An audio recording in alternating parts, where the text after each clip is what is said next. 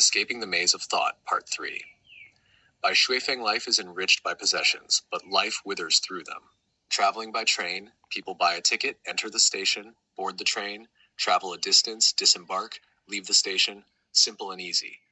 Rarely do passengers think of buying and owning the train, nor do they wish to stay on the train indefinitely. Why don't passengers want to buy and own the train? Because it's unnecessary. Owning it would be a burden.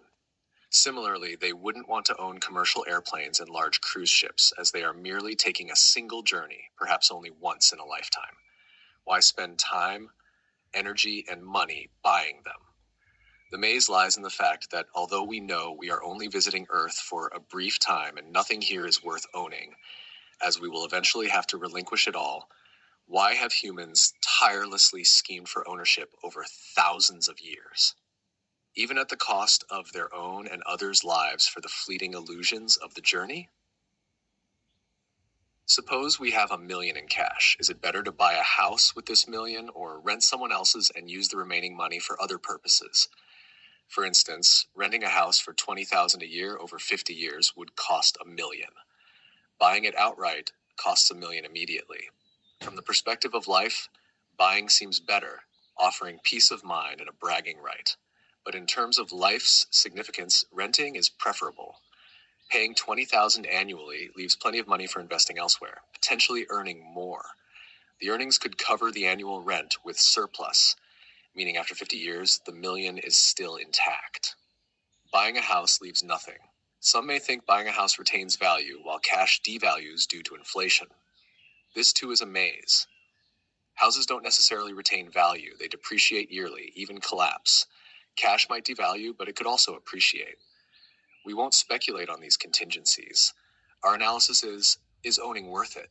The effort to own is a human maze, the root of why we can't live a heavenly life.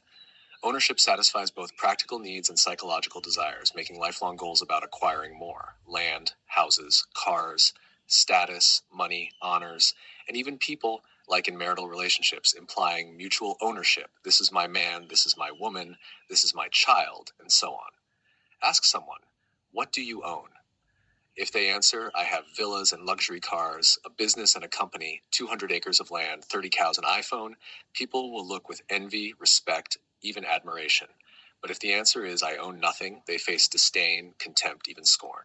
When society's erroneous life values and concepts of life become a common principle, wrong becomes right, fallacies become truth, and heaven turns into hell.